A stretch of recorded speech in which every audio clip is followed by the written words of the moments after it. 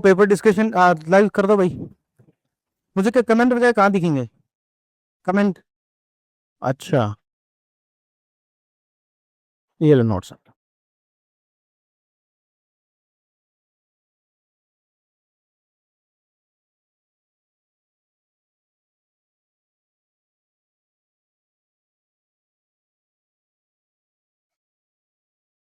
Live है।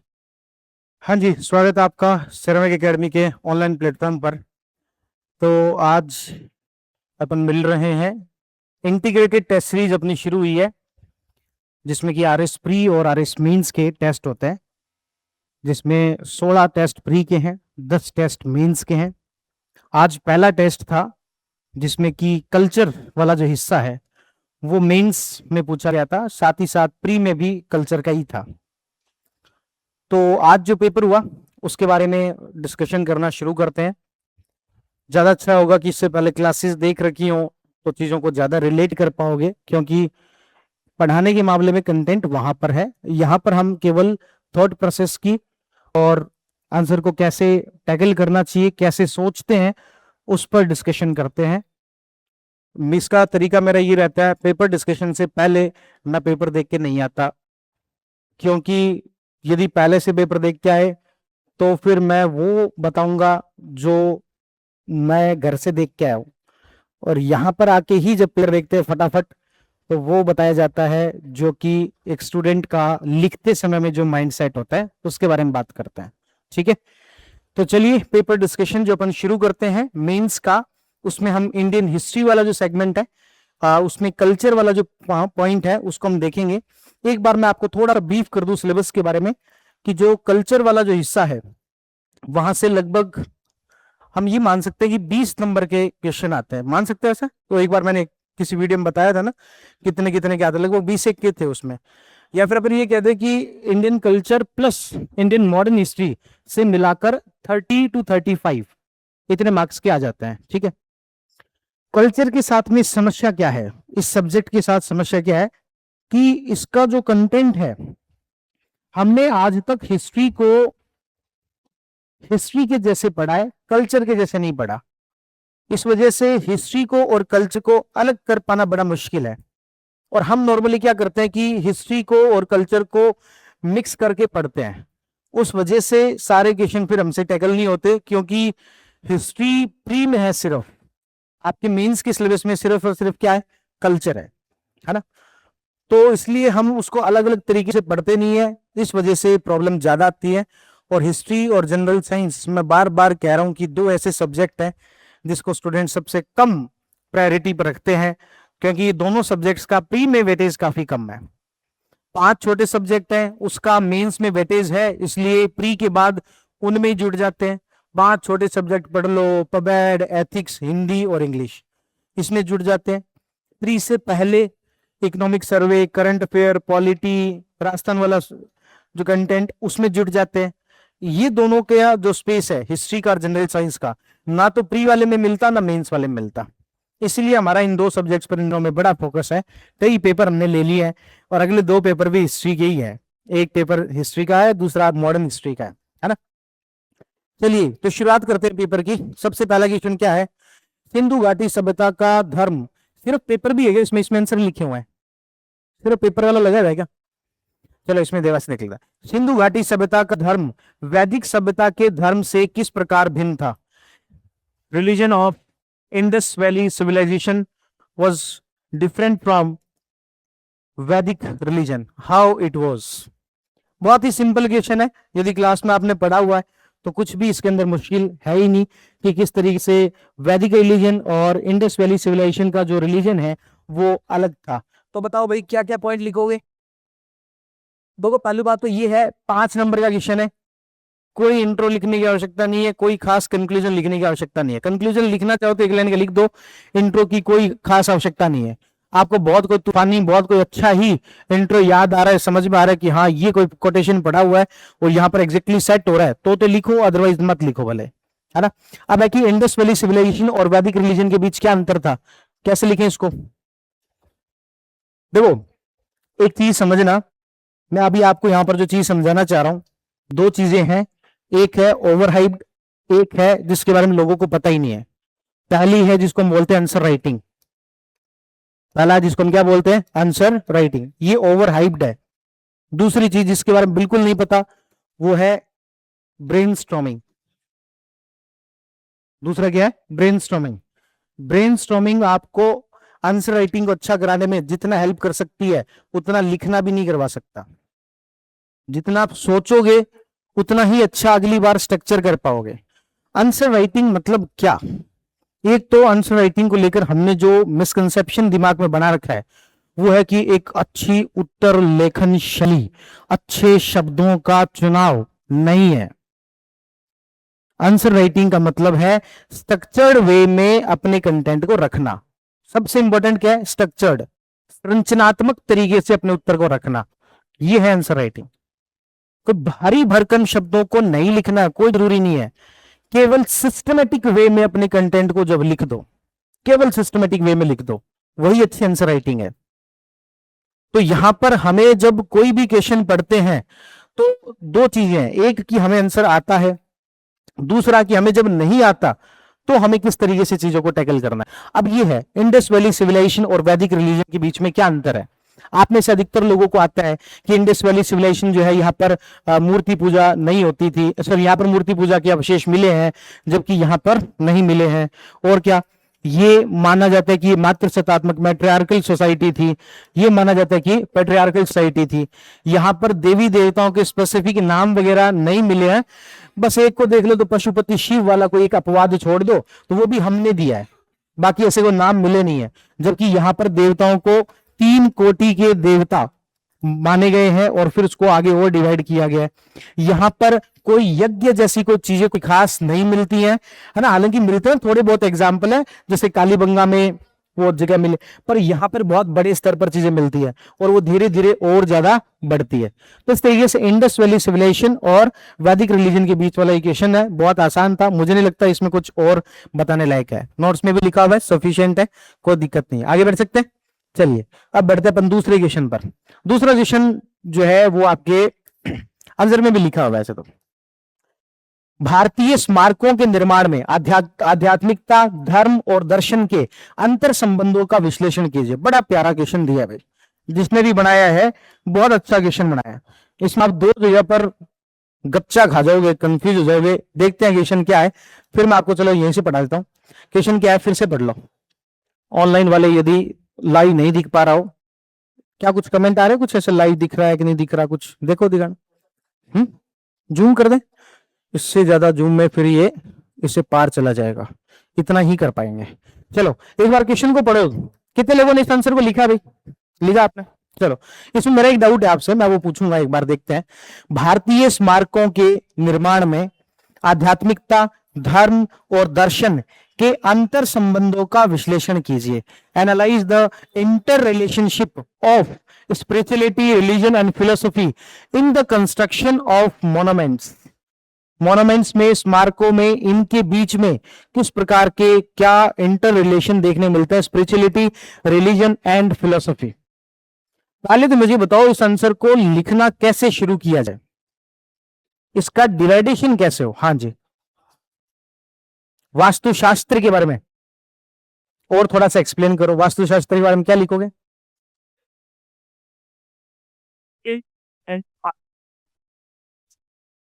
उनमें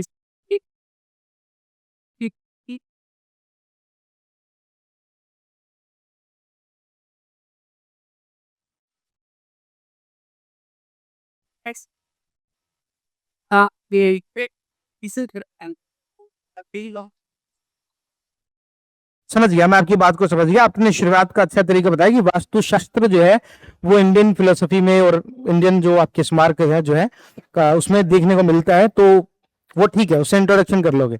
मेरा कहना है कि आगे इसको डिवाइड कैसे करें। क्वेश्चन दोबारा पढ़ो एक बार। भारतीय स्मारकों के, हाँ आंसर राइटिंग सेशन में बताया था क्वेश्चन को कम से कम कितनी बार पढ़ना है, 4 बार। 2 बार तो तब जब आप शुरुआत कर रहे हैं, एक बार और पढ़ लो, बीच में एक बार और पढ़ लो। इस क्वेश्चन को दोबारा पढ़ो। भारतीय स्मारकों के निर्माण में आध्यात्मिकता, धर्म और दर्शन के अंतर संबंधों का विश्लेषण करें। मेरा ये कि इसको डिवाइड कैसे करें, क्या आध्यात्मिकता, जैसे मैं कभी कभी देख रहा था इनकी आध्यात्मिकता, धर्म और दर्शन, इनको अलग अलग करूं, कैसे डिवाइड करूं?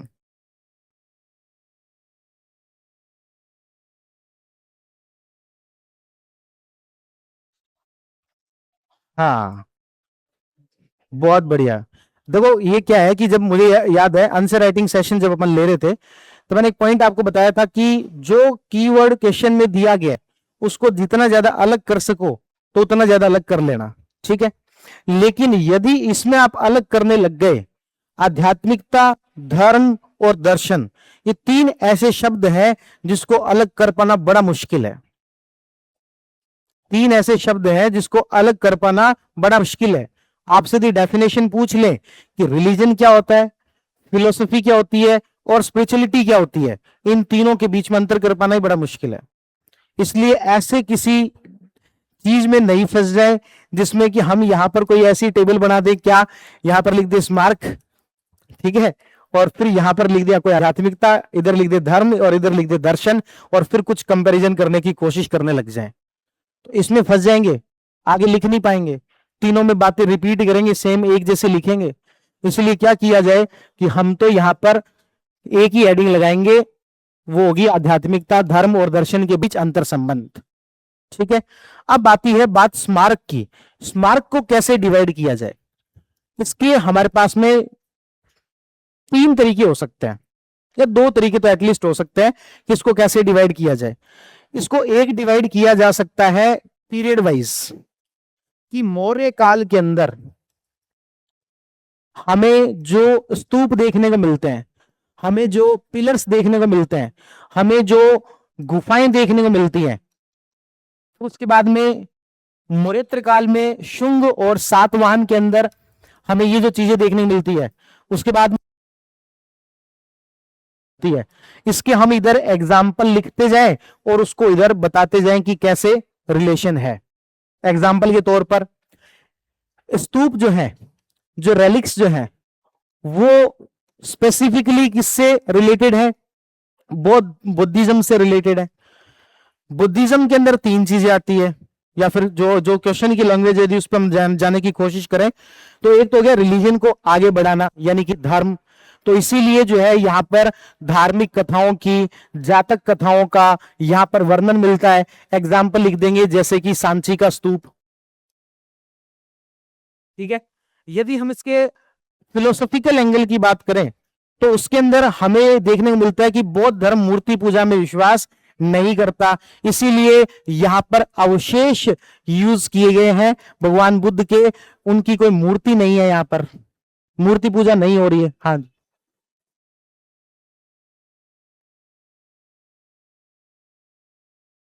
बुद्धा का ही रिप्रेजेंटेटिव, मतलब मैं कहने वो पॉइंट तो कितने लिख देंगे। हमारा पहला प्रॉब्लम क्या है? पहली प्रॉब्लम है इसको कैटेगराइज कैसे करें, है ना। पहली प्रॉब्लम ये है। पॉइंट्स खूब है अपने पास में, ठीक तरीके से अपन ने पढ़ा हुआ है ना, पॉइंट्स की मुझे नहीं लगता आपके पास कमी होगी, लिख लोगे।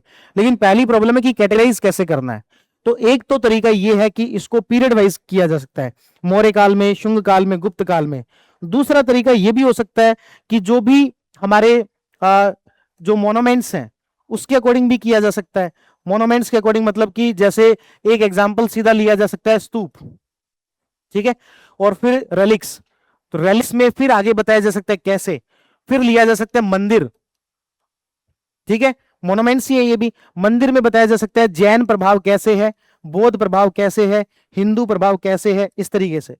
फिर बताया जा सकता है पिलर्स, या फिर हमारे जो जो भी स्ट्रक्चरल चीजें बनी हुई है उसके ऊपर मूर्ति कला, उसकी जो मूर्ति कला है उस पर बौद्ध प्रभाव कैसे है, जैन प्रभाव कैसे है और हिंदू प्रभाव कैसे है। बात समझ में आई मैं क्या क्या कहना क्या चाह रहा हूं? किसका कैटेगराइजेशन कैसे किया जाए। एक तरीका हो सकता है इसको कैटेगराइज करने का कि हम इसको कैसे ले लें, हम इसको जो है स्मार्ट सॉरी पीरियड वाइज ले लें। मौर्य काल में कैसे कोरिलेशन देखने को मिलता है, शुंग काल में कैसे देखने को मिलता है, गुप्त काल में कैसे देखने को मिलता है। दूसरा तरीका क्या हो सकता है, हम इसको मोनोमेंट वाइज ही ले लें, स्तूप, मंदिर, है ना, और भी जो स्ट्रक्चरल चीजें हैं उसके साथ मूर्ति कला, चित्रकला जो जुड़ी हुई है उसके अंदर हम चीजें दिखा देंगे। तो वो किस तरीके से है, तो वो बात हो गई। बात समझ में आ रही है मैं क्या कह रहा हूं? तो इसमें से कौन सा तरीका आपको ज्यादा बेटर लग रहा है? एग्जांपल्स देखो आपके पास में खूब है, आप कहो तो पूरा आंसर फ्रेम करके बताएं, ठीक है। तो चलो कुछ कुछ देख लेते हैं, कुछ फ्रेम कर लेते हैं। पहले मुझे बताओ दोनों में से ज्यादा बेटर कौन सा लग रहा है? ऐसे तो देखो दोनों ही ठीक है, कोई सा भी किया जा सकता है, ये भी आसान है ये भी आसान है, बस हमें थोड़ा सा चीजों को जो समझा है ना उसको पॉइंट्स को कलेक्ट करना पड़ेगा, एक जगह पर आंसर नहीं मिलेगा, पॉइंट्स को कलेक्ट करना पड़ेगा। ठीक है, और बाकी अभी आपके स्थापत्य कला पूरा हुआ नहीं है, जिस अभी जो स्थापत्य कला की 4 या 5 क्लासेस और आएंगी, मैं गारंटी देता हूं आपको किसी को भी एक भी पॉइंट में ऐसा लग जाए, इतने एग्जाम्पल होंगे आपके पास, इतने एग्जाम्पल होंगे जिसमें आप कह सकोगे सर इसमें बिल्डिंग कैसे फिलोसॉफिकल है, इसका बहुत शानदार तरीके से आपको बताया जाएगा कि कैसे ये बिल्डिंग जो फिलोसॉफिकल है, इसमें कौन सा एंगल क्यों है, किस चीज का प्रयोग क्यों किया गया है। और हम यहाँ पर सिर्फ ये नहीं पढ़ेंगे कि ये बिल्डिंग बनाई किसने बनाई कब बनाई का बात खत्म ना, किस तरीके से स्ट्रक्चरल चेंजेस हुए, किस तरीके से वो बिल्डिंग फिलोसॉफिकल है ना, वो सारी चीजों पर अपन बात करेंगे। तो पॉइंट्स अभी भी आपके पास होंगे, अदरवाइज और आगे जो आपको पॉइंट्स मिल जाएंगे। एक बार देख लेते हैं आंसर की में कैसे इसको लिखा गया है। अच्छा, आंसर की में इसको लिखा गया है वो, अच्छा दोनों को मिक्स कर दिया इन्होंने। आंसर की में यदि आप देखेंगे तो दोनों चीजों को मिक्स कर दिया। पहले ये आंसर कैसे चल रहा था, Indus valley civilization, modern period, उसके बाद जो अपन दूसरा जो फॉर्मेट है उस पे आ गए, Buddhist architecture, cave architecture, early medieval temple architecture. तो इस तरीके से इन्होंने दोनों को ही क्या कर दिया, मिक्स कर दिया। आप इन दोनों में से कोई सा भी एक पॉइंट जो ले सकते थे उसके अकॉर्डिंग आंसर लिख सकते थे। बात क्लियर है? हाँ, कुछ पूछ रहे हो? आगे बढ़ सकते हैं? चलिए तीसरा क्वेश्चन, चेलो ने दैत्यों के समान मंदिरों की कल्पना की थी और जौहरियों के समान उसे पूरा किया था। बड़ा अच्छा क्वेश्चन है कि जिस तरीके से चोल साम्राज्य के जो मंदिर बने हुए हैं वो कल्पना करना ही उस समय में बड़ा मुश्किल था, तो इसलिए इसमें लिखा है कि भाई जो दैत्यों के समान, एक तरीके से ऐसी कल्पना कि भाई पॉसिबल काम नहीं है, और जौहरियों के समान उसे पूरा किया। इतना बारीकी से काम हुआ है कि जौहरियों के समान उसे पूरा किया है। वैसे तो जब इसको हम पूरा पढ़ लेंगे तब करेंगे तो ज्यादा बेटर है। ठीक है, बाकी यहाँ पर इसका आंसर बृहदेश्वर टेम्पल बारे में बात करनी है मुख्य रूप से। सबसे अच्छा जो टेम्पल है जो कि 1010 ईस्वी के अंदर बना था, जो कि कौन सी ईस्वी में बना था, 1010 ईस्वी के अंदर जो बना था, ये जो टेम्पल है वो सबसे ज्यादा फेमस टेम्पल है, क्योंकि इस टेम्पल के अंदर हम देखते हैं इससे पहले के जो टेम्पल बने थे, जो खास तौर पर पल्लव समय के अंदर बने थे, वो द्रविड़ स्टाइल का सारे के सारे एक तरीके से प्रोटोटाइप है। वो सारे के सारे द्रविड़ स्टाइल का क्या था, प्रोटोटाइप। प्रोटोटाइप होता है मतलब कि शुरुआती फेज जिसमें की चीजें डेवलप हो रही होती है। जैसे कि यहाँ पर शिखर, और शिखर की जगह यहाँ पर क्या होता है साउथ इंडिया में, विमान, है ना, ये था। लेकिन गोपुरम, गोपुरम होता है बाहर वाला गेट, बाहर वाला गेट उतना डेकोरेटेड नहीं होता था, है ना, केवल सिंपल सा छोटा सा गेट होता था। लेकिन यहां तक आते आते गोपुरम बड़े होने लग गए, जो विमान है वो ज्यादा ऊंचे होने लग गए, इससे जो मूर्ति कला है वो इसके साथ जुड़ गई, है ना, इसके साथ मूर्ति कला भी जुड़ गई। तो वो हम पढ़ेंगे उस समय में, डिस्कस करेंगे, ज्यादा अच्छा रहेगा। आगे बढ़ते हैं। अगला क्वेश्चन है आपके, वो है पंच महायज्ञ वैदिक समाज की सामाजिक एवं धार्मिक चेतना को कैसे प्रतिबिंबित करते हैं। तो सबसे पहले तो हमें ये ध्यान हो कि पंच महायज्ञ होते क्या है, याद आ रहा है कि पंच महायज्ञ क्या है, क्या है बताना जरा। एक हमने कहा था सबसे पहले तो ब्रह्म यज्ञ, 5 यज्ञ बताए थे। एक तो कौन सा, ब्रह्म यज्ञ, और क्या बताया था, पितृ यज्ञ, और क्या बताया था, भूत यज्ञ, देह यज्ञ, अतिथि हला, कौन सा अतिथि। ये 5 यज्ञों को मिलाकर जो अपन किस नाम से जानते हैं, तुम 5 यज्ञों को मिलाकर अपन किस नाम से जानते हैं, पंच महायज्ञ। पर ज्यादातर लोगों ने क्या किया होगा, राजसी यज्ञ, अश्वमेध यज्ञ, वाजपेयी यज्ञ कर दी होगी गलती। तो पहली बात तो इसके बारे में बात की जा रही है ना, पंच महायज्ञ नहीं पता होते अपन, दूसरे एक लेवल आगे का क्वेश्चन है, तो पहले तो हमें पंच महायज्ञ याद होने चाहिए कि कौन से हैं। अब क्वेश्चन उससे आगे का है, पंच महायज्ञ नहीं पूछे इसने, क्वेश्चन उससे आगे के लेवल का है। क्वेश्चन कह रहा है कि ये वैदिक समाज की सामाजिक एवं धार्मिक चेतना को कैसे प्रतिबिंबित करते हैं, सोशल और जो रिलीजियस उनकी जो कॉन्शियसनेस है उसको कैसे दिखाते हैं।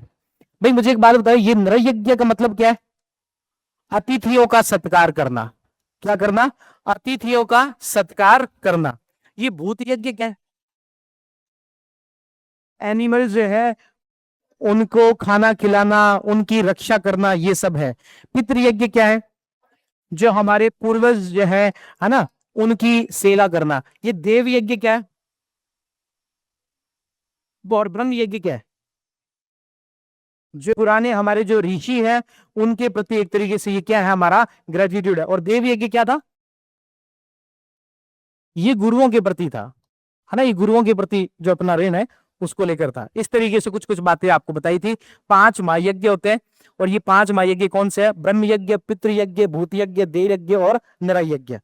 अब क्वेश्चन ये है कि ये उस समय की सोशल और रिलीजियस कॉन्सियसनेस को किस प्रकार से दिखाते हैं। पहली बात मुझे बताओ, क्या वैदिक रिलीजन रीबर्थ के अंदर बिलीव कर रहा है कि नहीं कर रहा है? करता है। और वही यहाँ पर देखने मिलता है, किस रूप में? पितृयज्ञ, जिसमें कि हम हमारे जो पूर्वज हैं उनकी जो भी आत्मा है उसकी शांति की बात कर रहे हैं, ताकि वो रीबर्थ के तौर पर वो दूसरा जन्म ले। तो यानी कि यहां पर इनकी कौन सी कॉन्शियसनेस है? ये धार्मिक।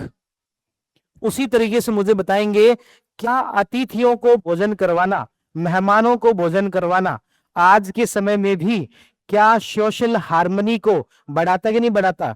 तो ये जो नृयज्ञ है ये इनकी सोशल हार्मनी का प्रतीक है। जो आपके भूत यज्ञ है जिसमें कि जानवरों की सेवा करना, उनको भोजन करवाना, आज के जितने एनवायरमेंटलिस्ट हैं वो सारे फेल हो जाएं इसके आगे। जो हमारी संस्कृति पहले से ही, हमारी संस्कृति से ज्यादा एनवायरमेंटलिस्ट कौन होगा जो कहता है कि भोजन करने से पहले एक रोटी गाय के लिए बनाई जाए? उससे बड़ा एनवायरमेंटलिस्ट कौन होगा? तो वो चीज यहां पर दिखा रहा है कि रूप में भूत यज्ञ के रूप में दिखा रहा है।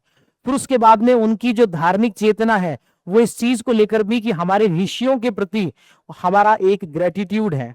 जो भी नॉलेज मिला है वो नॉलेज हमें उनके माध्यम से क्या हुआ है? ट्रांसफर हुआ है। तो वो उनके प्रति हमारा क्या है? एक ग्रेटिट्यूड, आभार हम व्यक्त कर रहे हैं ऋषि यज्ञ के माध्यम से। और फिर हम कहें कि धार्मिक रूप से वो कर्मकांडी थे, इसलिए यज्ञों पर बहुत ज्यादा बल है। यज्ञ पर क्या कर रहे हैं? बहुत ज्यादा फोकस कर रहे हैं, क्योंकि ओवेल से 5 चीजें यज्ञ के माध्यम से हो रही है। इससे पता लगता है कि वहां पर सुपरस्टिशंस तो थोड़े ज्यादा थे, वहां पर थोड़े से ज्यादा क्या थे? सुपरस्टिशंस ज्यादा थे। ठीक है, तो इस तरीके से ये उस क्वेश्चन का सेकंड लेवल था। पहला लेवल तो क्या है? पंच महायज्ञ पता हो, और दूसरा उसका जो लेवल है वो ये है कि किस तरीके से आज के समाज में इनकी रेलेवेंस है। यदि इसी क्वेश्चन को मैं ये बना देता कि पंच महायज्ञों की वर्तमान समय में प्रासंगिकता बताओ, क्वेश्चन का आंसर यही होता। क्वेश्चन का आंसर यही होता। वर्तमान समय में प्रासंगिकता क्या है? तो यही है कि हम अतिथियों की सेवा करते हैं तो वो हमारी सोशल हार्मनी को बढ़ाता है।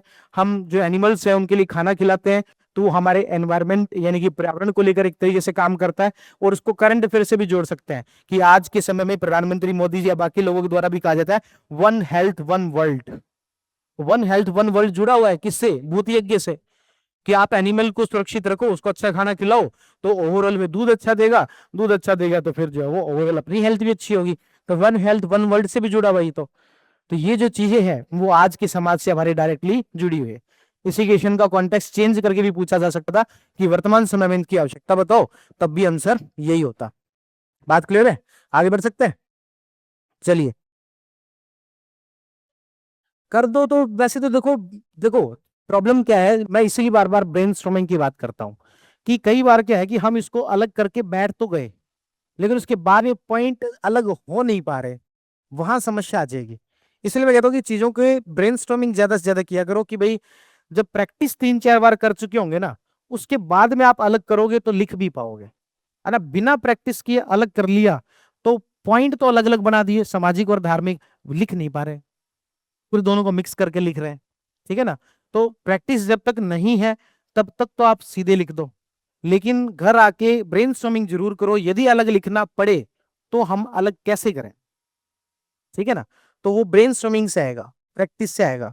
ज्यादा से ज्यादा बार सोचोगे कि कैसे किया जाए कैसे किया जाए। और अभी तक दूसरा स्टेप क्या है, मैं ये जो आपको थॉट प्रोसेस बता रहा हूं ये ही प्रोसेस फॉलो करोगे तो ज्यादा फायदे में रहोगे, क्योंकि ये बड़ी एक साइंटिफिक प्रोसेस है।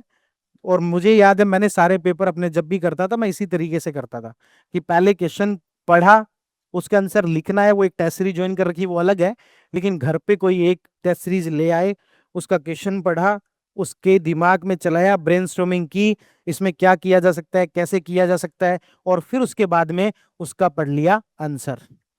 आंसर में जब पढ़ेंगे तो अपन को लगेगा कि अच्छा ये वाली बात अपने दिमाग में नहीं आई, ये भी तो लिखी जा सकती थी, बस अपना काम पूरा हो गया। ठीक है, तो जब आपको ये लगे, जब ब्रेनस्टॉर्मिंग कर रहे होंगे, तब आपके दिमाग में आएगा ये पॉइंट कि इसको अलग अलग करें या फिर एक करें। तो पहले पॉइंट सोचो कि अलग अलग हो पा रहे हैं कि नहीं हो पा रहे। ठीक है ना, तो ब्रेनस्टॉर्मिंग का बहुत ज्यादा फायदा होगा, सबसे ज्यादा अंडररेटेड है ब्रेनस्टॉर्मिंग। ठीक है, कोई नाम ही नहीं लेता, नाम सुना नहीं होगा ब्रेनस्टॉर्मिंग का। सारे क्या कहते हैं, आंसर लिखो आंसर लिखो आंसर लिखो, अरे भाई साहब आता ही नहीं है, क्या लिखे। तो पहले सोचें, नहीं सबसे पहला स्टेप तो याद करें, सबसे पहला स्टेप तो क्या है, कंटेंट याद करें, दूसरा स्टेप है सोचें, और तीसरा स्टेप है लिखें।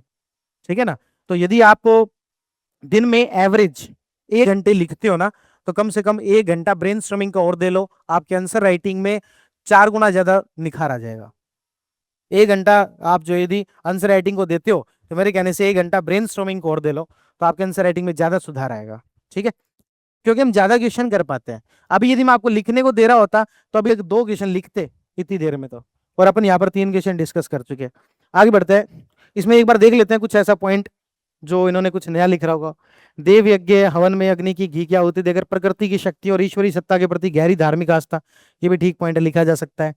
ऋषि यज्ञ प्राचीन ऋषियों के प्रति कृतज्ञता व्यक्त करते हैं। पितृ यज्ञ पूर्वजों का तर्पण करना जो भूलते नहीं है। सामाजिक और मानवीय चेतना, अतिथि यज्ञ और पर्यावरण यज्ञ, इन्होंने उसको थोड़ा अलग अलग किया है, तो ठीक है, तो यही सेम है। उसके बाद में आता है त्रिरत्न जैन दर्शन का दार्शनिक आधार है। त्रिरत्न जैन दर्शन का दार्शनिक आधार है, क्या है भाई त्रिरत्न, क्या है? सम्यक ज्ञान, सम्यक दर्शन, और सम्यक चरित्र या आचरण। तो क्वेश्चन क्या पूछा है कि जो त्रिरत्न है वो जैन दर्शन का आधार है, दार्शनिक आधार है। कैसे बताएं भाई इसको, वैस कैसे लिखना है इसको, क्या करूं?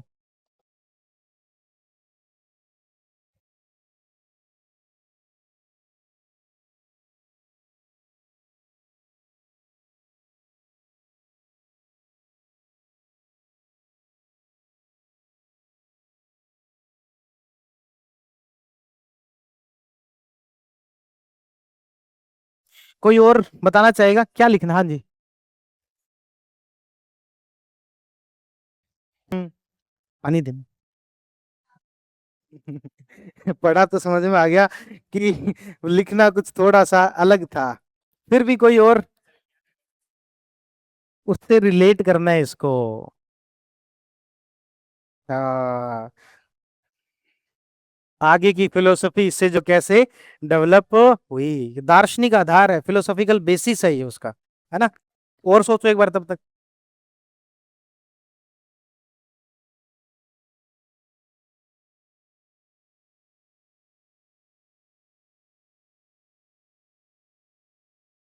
हाँ गुड़िया, क्या लिखा, क्या लिखा इसके अंदर? हाँ हाँ, कैसे रिलेट कर रहा है, जैसे कि लिखा हुआ है आपके पास? अच्छा लिखा नहीं, ओके, ठीक है, हाँ कोई बात नहीं। चलिए, तो कैसे किया जाए, मुझे एक बार मुझे जो लगा वो बता देता हूँ, फिर उसके बाद में आप बताना कि भाई और कुछ इसमें किया जा सकता है क्या। ये कह रहा है कि जो त्रिरत्न है ना, वो जैन दर्शन का आधार है, दार्शनिक आधार है, यानी कि इसी से चीजें एक तरीके से आगे निकली है। अब पहली बात तो क्वेश्चन कितने नंबर का है, हम जो जो अपनी बातें कर रहे हैं उसमें ये भी तो ध्यान रखें कितने नंबर का है, कितने हमारे पास स्पेस है। यदि इसमें हमें पूरा ऐसे लिखना हो ना, तो अपन ऐसे भी लिख सकते हैं इसके ऊपर, इतनी सारी चीजें पढ़ चुके हैं जैन दर्शन के बारे में। पर बात यह कि हमें इसको 8-9 लाइनों में समेटना भी तो है। तो जब ये पूछ रहा है कि त्रिदर्शन त्रिरत्न सम्यक, सॉरी आपके त्रिरत्न जैन दर्शन का दार्शनिक आधार, फिलोसॉफिकल बेसिस है, तो स्टेप नंबर 1 ये हो सकता है कि हम इसे थोड़ा थोड़ा एक्सप्लेन कर दें, थोड़ी थोड़ी इसकी क्या कर दें, व्याख्या कर दें। ये अधिकतर लोगों ने किया होगा, लेकिन एक्चुअल में क्या है, दार्शनिक आधार है, हमें ये प्रूव करना है। इसका मतलब इससे और कौन कौन से चीजें निकल के आई हैं वो हमें बतानी है। जैसे कि अब मैंने आपको जब क्लास में पढ़ा रहा था तब भी बताया था कि भाई तीन चीजें हैं। सबसे पहला डॉक्टर के ऊपर विश्वास करना है। सबसे पहला डॉक्टर के ऊपर क्या करना है? विश्वास करना है। तो ये सम्यक दर्शन है, ये पहला स्टेप है। उसके बाद क्या है? डॉक्टर ने जो दवाइयां बताई है हमें उस दवाइयों का पता होना चाहिए, यानी कि ज्ञान होना चाहिए। तीसरा है कि जो दवाइयां बताई है उसको रेगुलर लेना भी है, अदरवाइज सुधार नहीं होगा, इलाज नहीं होगा। तो वो सम्यक चरित्र है। सम्यक चरित्र जो है वो आगे एक फिलोसॉफी को देता है, उसको बोलते हैं जो आपके पंच महावृत्त है। जो पंच महावृत्त है वो किस चीज की फिलोसॉफी है? वो इसी चरित्र की है। यदि आपको निर्जरा और वो सब चीजों से मुक्त होना है तो आपको सत्य, अहिंसा, असत्य, अपरिग्रह और ब्रह्मचर्य उसका लगातार पालन करना पड़ेगा। इसी को तो वो अच्छा चरित्र कह रहे हैं। जो पंच महावृत्त की जो थ्योरी है वो इसी के जवाब में तो आई है। वे किसी ने पूछा होगा महावीर स्वामी जी से कि भाई सम्यक चरित्र से आपका मतलब क्या है, क्या करना है हमें? तो उन्होंने एक्सप्लेन किया होगा कि आपको पंच महावृत्त का पालन करना है।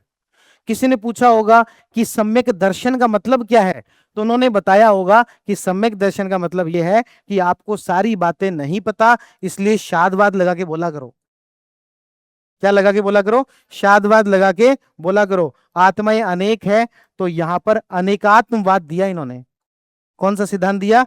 अनेकात्मवाद दिया। ठीक है। और उनसे पूछा होगा कि सर ज्ञान होता क्या है ये तो बताओ। तो ज्ञान के प्रकारों को तीन भागों में इन्होंने बांटा। प्रत्यक्ष, शब्द, अनुमान। क्या कहा?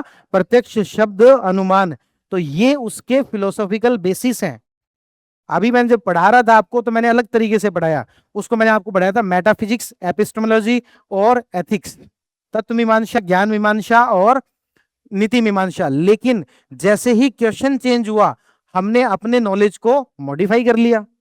क्वेश्चन ये था कि ये जो चीज है बेसिक ये है और इससे आगे कैसे थ्योरी बनी है बिल्कुल बता देंगे। सम्यक के ज्ञान से हमने बताया कि ज्ञान के तीन सोर्स है, प्रत्यक्ष, शब्द और अनुमान। और सम्यक दर्शन से हमें बताया कि एटीट्यूड कैसा होना चाहिए, शादवाद का, अनेकांतवाद का, इसका होना चाहिए। और सम्यक चरित्र से हमें बताया कि आपको किन चीजों का पालन करना है, पंच महावृत्त का या 10 शील का, 10 नहीं सॉरी 7 शील और त्रिगुण व्रत जो है उनका पालन करना है। तो ये इस तरीके से जैन दर्शन का क्या है? दार्शनिक आधार है। बात क्लियर है ना? तो जो स्टेप नंबर 1 था कि इसको हमें एक्सप्लेन करना है कि सम्यक चरित्र क्या होता है, वो तो ठीक है, लेकिन बाकी फिलोसफीज का ये आधार भी है, उसको भी लिख दिया जाए तो ये आंसर थोड़ा सा और अच्छा हो जाएगा, है ना? तो ये एक पॉइंट हमारा मिसिंग था। एक बार मैं देख लेता हूं इन्होंने क्या इसको कैसे लिखा है। सम्यक ज्ञान, philosophical foundation begins with the knowledge according to Mahavir Swami. To attain true complete knowledge human should study and follow the teachings of Tirthankara.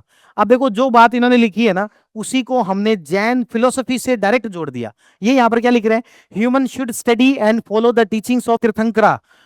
इसी को तो वो क्या कह रहे हैं? शब्द कह रहे हैं। प्रत्यक्ष, अनुमान, शब्द, पूरी एग्जैक्ट वो वर्ड्स लिखो ना जो कि एग्जैक्ट उन्होंने यूज किए हैं, है ना? कि यही तो शब्द है। उसके बाद में सम्यक दर्शन में क्या कह रहे हैं? philosophical thought requires putting knowledge into practice. Samyak darshan means having complete faith in Tirthankara to implement the true knowledge in gain one's life is essential that every person maintains complete faith and belief in Tirthankara. बातों को घुमाया फिराया गया है। बातों को क्या किया गया? घुमाया फिराया गया है ना? एक ही बात को इधर से कान पकड़ा, कभी इधर से कान पकड़ा, जबकि इसमें आना क्या चाहिए था? सम्यक दर्शन के अंदर शादवाद, अनेकांतवाद, ये सब आना चाहिए था। और राइट कंडक्ट के अंदर तो पंच महावृत्त आएगा। ठीक है। तो देखो सम्यक चरित्र में क्या है? इंद्रिय संयम। इंद्रिय संयम कैसे आएगा? पंच महावृत्त से आएगा। ठीक है। चलो आगे बढ़े। अगला क्वेश्चन। प्राचीन भारतीय स्थापत्य कला के विकास में मौर्य काल से लेकर गुप्त काल तक आए संरचनात्मक परिवर्तनों की विवेचना कीजिए। Discuss the structural changes that took place in development of ancient Indian architecture from Mauryan period to Gupta period. वैसे तो क्वेश्चन ज्यादा मुश्किल है नहीं, आसान ही है। कैसे इसको लिखा जा सकता है? कैसे लिखा जाए भाई? क्या कह रहा है क्वेश्चन? तो समझ गए ना? क्वेश्चन में क्या कह रहा है कि मौर्य काल से लेकर गुप्त काल तक क्या क्या परिवर्तन आए। पहले तो मुझे बता दो थोड़ी, यदि हिस्ट्री का बैकग्राउंड यदि थोड़ा बहुत आपको पता होगा, मौर्य काल में कौन शासक हुए? चंद्रगुप्त मौर्य, उसका बेटा बिंदुसार, उसका बेटा अशोक, उसका पोता दशरथ। मौर्य आर्किटेक्चर आप पढ़ चुके हो, क्या क्या चीजें बनाई थी, पिलर्स कैसे बनाए थे, स्तूप कैसे थे। उसी वीडियो के अंदर मैंने ये भी बताया था कि शुंग और सातवाहन काल में क्या चेंजेस हुए थे, है ना। इन मौर्यों के आगे का जो समय है उसको बोलते हैं मौर्योत्तर। उसको क्या बोलते हैं? मौर्योत्तर। मौर्योत्तर में मुख्य रूप से 3 वंश आते हैं, शुंग, सातवाहन और कुषाण। और कौन आते हैं? कुषाण। उसके बाद में क्या आ जाएगा? गुप्त। ठीक है। जब पूरा कल्चर होगा ना, आपके पास में ढेरों एग्जाम्पल होंगे। पहले मैं उससे शुरुआत कर लेता हूं, आपके पास जो अभी एग्जाम्पल है, उसके बाद में आगे के एग्जाम्पल से बात कर लेंगे। जैसे कि आप इसकी शुरुआत स्तूप से भी कर सकते हो। किससे कर सकते हो? स्तूप, रेलिक्स से कर सकते हो।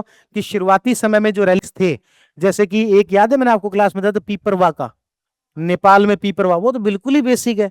उसमें तो सिर्फ ईंटें ही बना रखी है, ईंटों से ही ढक रखा है, और तो कुछ उसमें है ही नहीं। लेकिन ब्रैकेट में हम क्या लिखे? एग्जाम्पल पीपरवा। ठीक है। फिर उसके बाद में क्या कहें? धीरे धीरे जैसे शुंग काल आया, इसको इसी तरीके से लिखना। जैसे एक हेडिंग क्या लगा दी? स्तूप। यहां पर क्या लगा दिया? मौर्य काल। मौर्य काल की विशेषता लिख देंगे कि ईंटों का यूज किया गया था, बहुत ही सिंपल थे, बहुत ही साधारण थे। एक आधा एग्जाम्पल, जैसे सांची का पहला जो स्तूप है, साधारण ही है, वो शुरुआती तौर पर साधारण ही था। फिर उसके बाद में जो है आपके मौर्योत्तर काल में क्या हुआ? मौर्योत्तर काल में जो रेलिंग लकड़ी की हुआ करती थी, वो पत्थर की होने लग गई। जो पहले कोई मूर्तिकला उसमें यूज नहीं की गई थी, अब उसके अंदर नैरेटिव आर्ट्स का यूज करने लग गए। अब प्रॉपर 4 तोरण द्वार होने लग गए।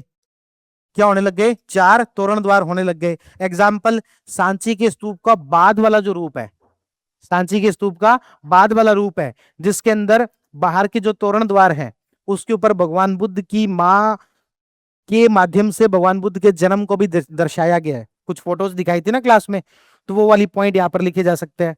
ये गुप्त काल में कैसे चेंज हुए, कोई बड़ा एग्जाम्पल नहीं मिलता, छोड़ दो। जरूरी नहीं है सारी चीज को, सारी चीजों में स्ट्रक्चरल चेंज आए, कुछ में आएगा, कुछ में नहीं आएगा, कुछ में अलग तरीके से आएगा। फिर उसके बाद में हम ये भी कहेंगे, जो एक चेंज ये भी है कि जो मंदिर स्थापत्य कला है, मंदिर स्थापत्य कला शुरुआत में थी नहीं, वो डेवलप ही कब हुई है? गुप्त काल के अंदर ही डेवलप हुई है। वो डेवलप ही किसमें हुई है? गुप्त काल में हुई है। तीसरा हम क्या लिखेंगे? हालांकि इसमें दिया तो ये गया कि भारतीय स्मारक में प्राचीन भारतीय स्थापत्य कला दिया, तो स्थापत्य कला दिया है, लेकिन स्थापत्य कला के साथ ही एक चीज जुड़ी हुई है, क्या? मूर्ति कला। मूर्ति कला में शुरुआत में कोई कुछ खास काम हुआ ही नहीं। बाद में हम देखते हैं कि इसमें 3 शैली आती है, मथुरा, गांधार और अमरावती। मथुरा, गांधार और अमरावती, उसमें किस किस प्रकार से चीजों में चेंजेस हुए। ठीक है। और फिर हम देखेंगे केव आर्किटेक्चर जो है, केव आर्किटेक्चर में तो भाई साहब क्या शानदार के चेंजेस हुए हैं। सबसे पहले हम यदि शुरुआत में देखें, केव आर्किटेक्चर के अंदर वो कौन सी गुफाएं हैं? सुदामा गुफा, बहुत ही सिंपल है। लेकिन मौर्य काल के अंदर ही लोमस ऋषि की जो गुफा बनी है, वो बहुत ज्यादा डेकोरेटिव है, उसकी पॉलिशिंग बड़ी अच्छी है। फिर धीरे धीरे जैसे अपन चलते हैं गुप्त काल की तरफ, भाई साहब अजंता की गुफाएं बना दी, भाई साहब एक वो राष्ट्रकूटों ने मंदिर बनवा दिया, और कैलाशनाथ मंदिर। अभी तो जब हम बात करेंगे उसके बारे में क्लास के अंदर, मजा ही आ जाएगा। वो मंदिर बनाया कोई, पत्थर को काट के कैसे कोई मंदिर बना सकता है इतना शानदार? केव आर्किटेक्चर ही तो है वो, ये भी केव आर्किटेक्चर है। उसमें पहले शुरुआत में सिर्फ इतना सा गेट काट रहे हैं, बाद में तो पूरा मंदिर बना दिया, एक पत्थर को काटकर 2 मंजिला मंदिर बना दिया। तो वो केव आर्किटेक्चर के अंदर क्या सुधार हुए, उसके ऊपर था। फिर इसी तरीके से आज थोड़ा सा पिलर्स पर भी यदि थोड़ी बात करें, हालांकि पिलर्स जो है वो मुख्य रूप से कहां पर थे? आपके मौर्य काल के अंदर ही थे। पर मौर्य काल के पिलर्स को भी हम देखते हैं, शुरुआती जो पिलर्स हैं वो बहुत सिंपल है। जैसे बताया था आपको लोरिया, अरेराज वाला, ये जो सिंपल थे। धीरे धीरे जैसे जैसे हम आगे बढ़ते हैं, सारनाथ की तरफ जाते हैं, उसकी पॉलिशिंग बहुत शानदार हो जाती है, उसकी पॉलिशिंग क्या हो जाती है? शानदार हो जाती है। और फिर इन आगे शासकों ने इसका कोई ज्यादा यूज नहीं लिया। तो कहने का मतलब, इसको जो मोनूमेंट्स जो है उसके वाइज भी कैटेगराइज किया जा सकता है, और इसका मैं ऐसे उल्टा भी लेके चल सकता था। जैसे अभी मेरे साथ प्रॉब्लम क्या हुई? प्रॉब्लम ये हुई कि कुछ जगह बॉक्सेस खाली रह गए, कुछ जगह मेरे साथ क्या हुई? बॉक्सेस खाली रह गए, है ना। तो इसकी वजह क्या हो सकता था कि मैं यहां पर इसको ऐसे भी ले सकता था, मौर्य काल उसको हेडिंग लगाता और उसमें जो जो छोटी छोटी चीजें, स्तूप के बारे में 2 बातें लिखता, इसके बारे में 2 बातें, इसके बारे में 2 बातें, इसके बारे में, जिसके बारे में नहीं है उसमें मत लिखो, मंदिर है नहीं है मत लिखो। फिर दूसरा क्या होता कि मैं मौर्य काल की बात करता, मौर्य काल में क्या क्या चीजें थी, और फिर उसके बाद में मैं क्या करता, 4-5 पॉइंट लिखे, उसके बाद मैं क्या करता, गुप्त काल की 2-4 बातें लिखता। बात समझे? इन दोनों तरीकों से इसको डिवाइड किया जा सकता है। कल्चर के क्वेश्चन में हर बार ऐसा ही होता है। इवन कल्चर पढ़ाते समय में भी हमें लगता है कि क्या करें, हिस्ट्री के साथ कल्चर पढ़ाएं या कल्चर के साथ हिस्ट्री पढ़ाएं। ये समस्या है अपने आप में, क्योंकि जब सिर्फ कल्चर पढ़ा रहे हैं तो कई बार ऐसा लगता है कि जो पहली बार हिस्ट्री पढ़ रहा होगा उसको पता ही नहीं बिंदुसार कौन है, उसको पता ही नहीं अशोक कौन है, उसको पता ही नहीं कनिष्क कौन है। तो इसलिए कभी कभार मन करता है कि हिस्ट्री को कल्चर से अलग किया जाए या फिर कल्चर को हिस्ट्री के साथ पढ़ाया जाए। ये अपने आप में बड़ा एक डायलेमा है। तो यहाँ पर हमारे साथ जो डायलेमा है वो सेम ही है कि हम मोनोमेंट वाइज चलें या फिर हम पीरियड वाइज चलें। दोनों ही वाइज चला जा सकता है, कल्चर के लगभग हर क्वेश्चन में चीज मिलेगी। आप मोनोमेंट वाइज भी चल सकते हैं और पीरियड वाइज भी चल सकता है। बात क्लियर है? और ये क्या अपन जो कर रहे हैं ना, क्या है, आप क्या सोच रहे हो, ये कोई आपको मैं पॉइंट्स नहीं बता रहा, आपको सिर्फ थॉट प्रोसेस बता रहा हूं कि आपके सामने ऐसे क्वेश्चन है तो उसको सोचना कैसे है, कि या तो आप मोनोमेंट वाइज सोच लो या फिर आप पीरियड वाइज सोच लो। ये 2 तरीके हैं कल्चर के क्वेश्चन में सोचने का। दर्शन का कोई क्वेश्चन आ गया उसमें बहुत सिंपल है, मेटाफिजिक्स और उस ज्ञान मीमांसा और नीति मीमांसा उसके अकॉर्डिंग सोच लो। और स्थापत्य का क्वेश्चन आ गया तो उसको इस तरीके से सोच लिया जाए। आंदोलन का जब आएगा तो उसका टेम्पलेट अलग होगा, उसमें फिर वो 7 पॉइंट है। और देखो एक मैं आपको बता देता हूँ कि आगे के पेपर जब आएंगे तब बात करेंगे। आंदोलनों में करना क्या है, कोई सा ही आंदोलन आ जाए किसके बीच में तुलना करो, मुख्य रूप से क्या करना है, आंदोलन का ओरिजिन जो है उसकी तुलना कर लो, आंदोलन के नेता जो थे उसकी तुलना कर लो, आंदोलन में किस प्रकार की भागीदारी थी उसकी तुलना कर लो, आंदोलन के साधन क्या थे उसकी तुलना कर लो, आंदोलन के लक्ष्य क्या थे उसकी तुलना कर लो, और आंदोलन के परिणाम क्या थे उसकी तुलना कर लो। अब 6 पॉइंट लिखे हैं, अब मैं बता रहा हूं आपके सारे आंदोलनों का तुलना हो गई। एग्जाम्पल के तौर पर आपको कोई कह दे कि असहयोग आंदोलन और सविनय अवज्ञा आंदोलन के अंदर तुलना करो, तो पहली बात तो ओरिजिन के कारण, है ना, आप जी इसमें से कुछ पॉइंट लगेंगे कुछ पॉइंट नहीं लगेंगे, है ना। तो जैसे ये आएगा कि नेता, तो नेता में हम कह देंगे कि भाई गांधी जी के साथ मुस्लिम नेता भी संख्या में खूब थे, यहां पर नहीं थे। यहां पर महिलाओं का पार्टिसिपेशन कम था, यहां पर ज्यादा था। यहां पर युवाओं की भागीदारी ज्यादा थी, इसमें थोड़ी सी कम थी, बुद्धिजीवियों की ज्यादा थी। यहाँ पर जो जनता है वो ज्यादा आई थी, यहाँ पर बुद्धिजीवी ज्यादा आए थे। तो भागीदारी किसकी है, तो उसके आधार पर अब भागीदारी के अंदर 4 पॉइंट है, महिलाओं की भागीदारी, युवाओं की भागीदारी, ग्रामीण या शहरी की भागीदारी, बुद्धिजीवी या फिर जनमानस की भागीदारी। 4 पॉइंट है, 4 में से हर आंदोलन के अंतर में 2 पॉइंट मिल जाएंगे आपको, फिक्स है। कोई से आंदोलन की तुलना कर लो, आप 1857 की क्रांति को सविनय अवज्ञा आंदोलन से तुलना करा लो, पॉइंट यही है, उसमें किसने भाग लिया, इसमें किसने भाग लिया। फिर तीसरा क्या है, साधन, कि शुरुआती तौर पर क्या साधन, धरना प्रदर्शन ताड़ी ये सब, इसमें साधन डाइवर्स हो गए, कहीं पर भूमि कर के खिलाफ हो रहा है, कहीं पर जल कर के खिलाफ हो रहा है, कहीं पर वन कटाई नहीं करेंगे, कहीं पर बच्चों को स्कूल भेजेंगे नहीं भेजेंगे उसके खिलाफ हो रहा है। तो साधन क्या हो गए, अलग अलग हो गए। अच्छा इसमें लक्ष्य है, इसमें क्या लक्ष्य था असहयोग आंदोलन के अंदर, कि हम जो सहयोग नहीं करेंगे और हमारी कुछ कुछ मत, इसमें लक्ष्य क्या था, 11 सूत्री मांगे रखी थी, इसमें लक्ष्य थोड़ा सा ज्यादा डाइवर्स है। परिणाम क्या, इसमें भी कुछ नहीं निकला, इसमें भी कुछ नहीं निकला, पर फिर भी इसमें बराबरी के स्तर पर आके बातचीत की, असहयोग में तो वो भी नहीं किया, चोरा चोरी के बाद हमारे ऊपर आरोप लगा के बंद करवाया। लेकिन यहां पर हमारे साथ में आके क्या की, बराबरी के स्तर पर वार्ताएं की, बातचीत की, आंसर हो गया। अब इसी को कह दो कि भारत छोड़ो आंदोलन से तुलना करो, करा दो। इसी को मैं तो कह रहा हूं ये तुलना करा दो युगांडा के किसी का आंदोलन से, नेता दूसरे थे सर, गांधी जी नहीं थे, वहां कोई दूसरा था। महिलाओं की भागीदारी, युवाओं की भागीदारी, जनमानस की भागीदारी, बात वही है। इसको राजस्थान के आंदोलन से तुलना करवा लो, कितने भी जो भी आंदोलन हो, आंदोलन कोई सा भी हो, तुलना करवाना है, पॉइंट यही है, इसी में से आंसर निकलेगा। ये टेम्पलेट है, फिक्स टेम्पलेट है ना। तो उसी तरीके से चलो अब आगे चलते हैं। तो ये अपना क्वेश्चन हो गया, तो इसमें से अब देख लेना, आंसर पढ़ लेना। बाकी तो क्या टाइम क्या हो गया, अच्छा है अभी तो टाइम अपने पास। अशोक के एकाश्मक स्तंभ केवल राजकीय शक्ति के प्रदर्शन के साधन नहीं थे, कितने नंबर में, ये 5 में कि 10 में, 5 में ना, फिर ठीक है। मुझे लगा 10 में, 10 में लिखना थोड़ा सा भारी हो जाता। क्या क्वेश्चन क्या है, अशोक के एकाश्मक स्तंभ, Ashoka's monolithic pillars were not merely a means of demonstrating royal power. Analyze this statement. क्या करूं भाई? बताओ बताओ बताओ, कोई आंसर नहीं पड़ेगा। हाथ ऊपर करके क्लियरली, हाँ।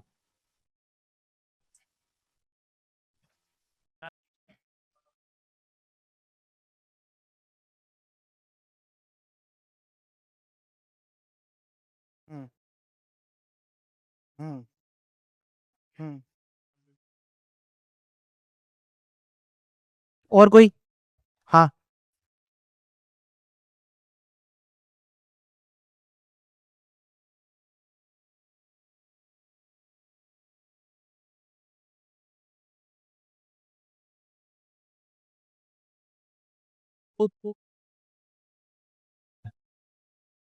यार एक पहले मैं आपसे डाउट है, मेरा डाउट है, आप कहीं शिलालेख को और स्तंभ को मिक्स तो नहीं कर रहे?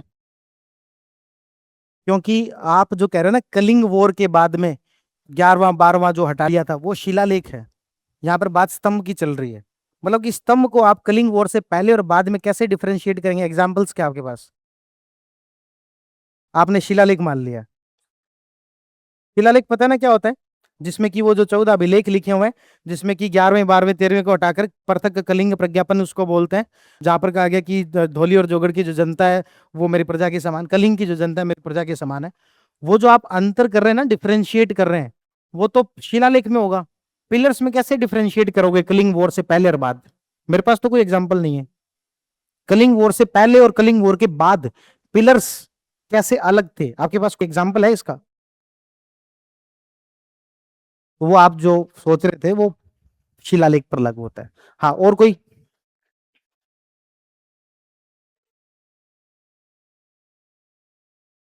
की मिट्टी नहीं पता रहा था लेकिन क्या करते हो। पशुओं की आकृतियां ईरानी से कैसे अलग है? क्वेश्चन तो पढ़ लो, क्या है क्वेश्चन, को कितनी बार पढ़ना है यार? थोड़ी आवाज कम करो। और नवीन जी, कैसे, क्या हाल चाल आपके? तो इसको जो वो क्वेश्चन को कितनी बार पढ़ना है? 4 बार। अभी कितनी बार पढ़ा है? एक बार। दोबारा बोलो क्या कह रहे हैं? केवल राजकीय शक्ति के प्रदर्शन के साधन नहीं थे। इस कथन का विश्लेषण कीजिए। हमें क्या बताना है? बेसिकली हमें क्या बताना है कि पिलर्स का पर्पस क्या है, ये बताना है, बनाए क्यों है। बेसिकली क्या बताना है? पिलर्स का पर्पस क्या है? तो क्या है भाई पर्पस?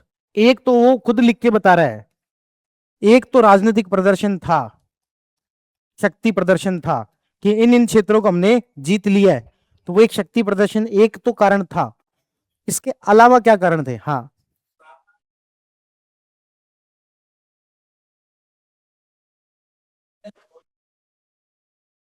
हाँ, बिल्कुल आप सही जा रहे हो आप।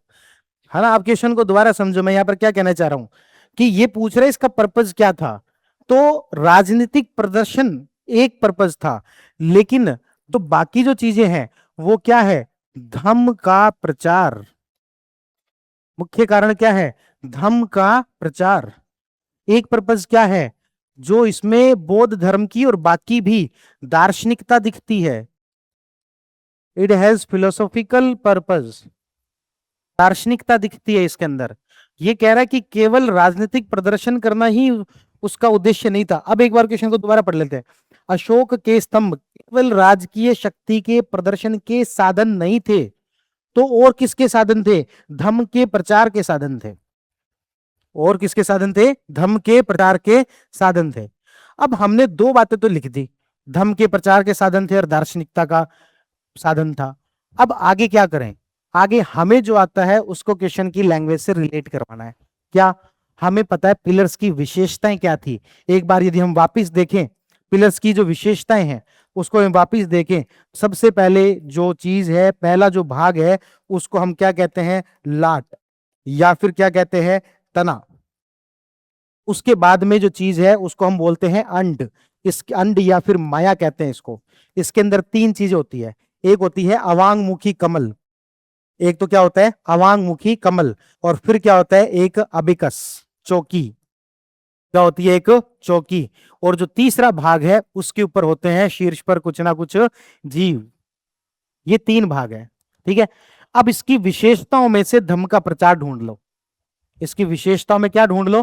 धम्म का प्रचार ढूंढ लो। जैसे कि जीवों की बात करें तो सारनाथ में 4 शेर का प्रयोग किया गया है, और ये जो 4 शेर हैं भगवान बुद्ध को दर्शाते हैं, क्योंकि इनके चेहरे इनके चेहरे पर डर का भाव नहीं है, शांति का भाव है।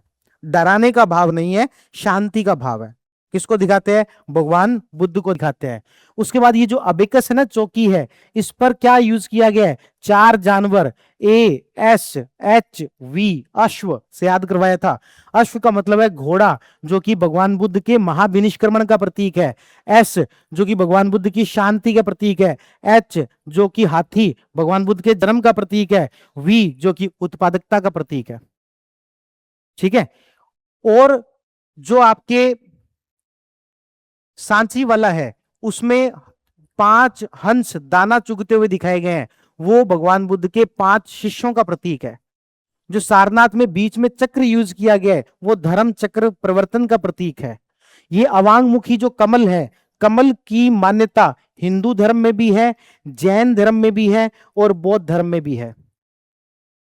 और इवन सही बताऊं तो ये जो आपके जो यूज किया गया ना, लाट या फिर तना, इसको यदि हम देखें धरती से सीधा जुड़ा हुआ है, ये एक तरीके से अर्थ और हेवन के जुड़ने का प्रतीक है। ये एक तरीके से किसका प्रतीक है? अर्थ और हेवन, यानी कि पृथ्वी और स्वर्ग के जुड़ने का, मोक्ष प्राप्ति को एक तरीके से जुड़ने का प्रतीक है। भाई इसको सबसे नीचे रखा गया, ये एक तरीके से धरती है। इससे ऊपर स्तर पर जैसे जैसे ऊपर जाते जाएंगे भगवान बुद्ध की विशेषताएं आती जाएंगी। जैसे जैसे ऊपर जाते जाएंगे भगवान बुद्ध की विशेषताएं आती जाएंगी। पिलर्स पूरे तरीके से फिलोसॉफिकल है। भगवान बुद्ध की मूर्तियां, भगवान बुद्ध की प्रतीक नीचे यूज नहीं किए गए, ऊपर यूज किए गए। कि आप जैसे जैसे स्तर पर, ह्यूमैनिटी के स्तर पर, चेतना के स्तर पर ऊपर बढ़ते जाओगे, आप में ये विशेषताएं आती जाएंगी। महाविनिष्क्रमण का घोड़ा पहले यूज किया गया है, शेर बाद में यूज किया गया है। पहले घर से निकले थे, उसके बाद में ज्ञान दिया था। आगे वाले में हम देखते हैं उसके बाद में धर्म चक्र है, पहले घोड़ा है उसके बाद धर्म चक्र है। ये सब कुछ फिलोसॉफिकल बनाया है यहाँ पर, या फिर हमने फिलोसॉफी ढूंढ ली है, जो भी कारण हो। इस तरीके से हम देखते हैं कि इसमें क्या है, धर्म का प्रचार भी है और दार्शनिकता भी है। ठीक है ना, तो ये इस तरीके से हमें लिखना था। इस क्वेश्चन में ये लिखना था कि राजनीतिक प्रदर्शन का साधन नहीं था। एक हिस्टोरियन हुई है रोमिला थापर। रोमिला थापर ने कहा है कि ये जो पिलर्स जो हैं वो राजनीतिक प्रदर्शन के साधन ना होकर धर्म के प्रचार का उद्देश्य था उसका। ठीक है, तो इस तरीके से धर्म के प्रचार का उद्देश्य कैसे था, भगवान बुद्ध की दार्शनिकता को कैसे दिखाते हैं, तो इस तरीके से दिखाते हैं। इसको यदि थोड़ा सा आगे कहीं से रिलेट करना हो तो हम ये भी कह सकते हैं, प्रचार के तौर पर इस प्रकार से ऊंचे पिलर बनाना बाद में भी देखने को मिला इस्लाम धर्म में मीनार के माध्यम से। इस्लाम धर्म में मीनार के माध्यम से, मीनार में और अशोकन पिलर्स में लगभग समानताएं तो है।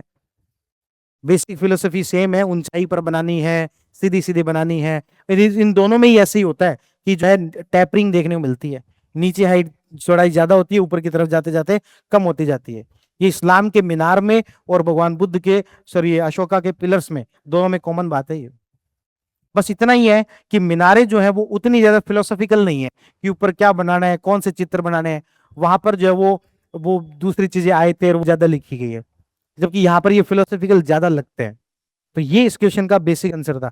अब देखो इसमें ऐसा कुछ भी मैंने नया कुछ नहीं बताया, बातें वही हैं जो क्लास में बताई हुई है, बस क्वेश्चन की लैंग्वेज चेंज हुई, हमने अपने कंटेंट को चेंज कर दिया, बातें निकाला उसी में से है। ठीक है ना, तो ये इसको इस तरीके से लिखते तो ज्यादा बेहतर होता। बात क्लियर है कि नहीं है? तो ये जो हमने धर्म के प्रचार दार्शनिकता है इसको दिखाना है। अच्छा, ये जो चीज है दार्शनिकता वाला, याद करो जो पहला क्वेश्चन था कि भारतीय स्मारक जो है वो धर्म, आध्यात्मिकता और दर्शन को प्रतिबिंबित करते हैं, उसमें भी लिखा जा सकता है यही सारी बातें। किसी एक को पकड़ो डिटेल में बता दो, फिर उसके बाद में सारों पर थोड़े थोड़े बाकियों पर बता दो। तो इस तरीके से ये क्वेश्चन का आंसर लिखना था। उम्मीद करता हूं कि आप रिलेट कर पाए होंगे मैं क्या कहना चाह रहा हूँ। ठीक है, तो ये हो गया, शक्ति के प्रदर्शन के साधन नहीं थे। अब ये 2-4 कोई ऑनलाइन के कमेंट भी पढ़ा दो, क्या चल रहा है उधर है? उधर है क्या? हाँ, क्या कह रहे हैं, 2 मिनट देख लेते हैं कमेंट। अभी ये मेंस के अकॉर्डिंग शॉर्ट नोट्स बनाने चाहिए क्या? बिल्कुल बनाने चाहिए। साइंस एंड टेक अलग से कोर्स ऐप पर दीजिए, ठीक है। आप पॉलिटी क्लास लाओ प्लीज जी, बिल्कुल लेके आएंगे। सम्यक दृष्टि लास्ट 3 महीने ठीक रहेगा क्या? Current affair, okay, good evening, ठीक है, चलो आगे बढ़ते हैं। आगे बढ़ने पर आता है, मध्यकालीन भक्ति आंदोलन ने स्थानीय भाषावाद को बढ़ावा देकर राष्ट्रीय एकता को कमजोर किया या मजबूत? हाँ भाई, क्या लिखना है? अच्छा, कितने में ये, 5 में कि 10 में? 5 में? फिर तो यार मुश्किल है, बताओ भाई क्या लिखना है।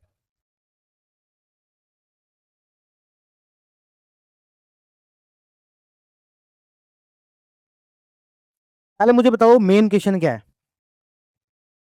क्या उन्होंने कौन कौन सी भाषाओं को बढ़ावा दिया? ये मेन क्वेश्चन है क्या? ये लिखने की गलती नहीं करनी है, सबसे पहले तो ये ध्यान रखें। फिर हम क्या करें, कहीं लिख के आ जाए इन्होंने इस भाषा को बढ़ावा दिया, इन्होंने इस भाषा को बढ़ावा दिया, और हम सोचे आंसर पूरा हो गया ना। आंसर की शुरुआत तो अब हुई थी। वो पूछ रहा है कि स्थानीय भाषा को मजबूत किया या फिर राष्ट्रीय एकता को बढ़ावा दिया या कमजोर किया, ये पूछ रहा है।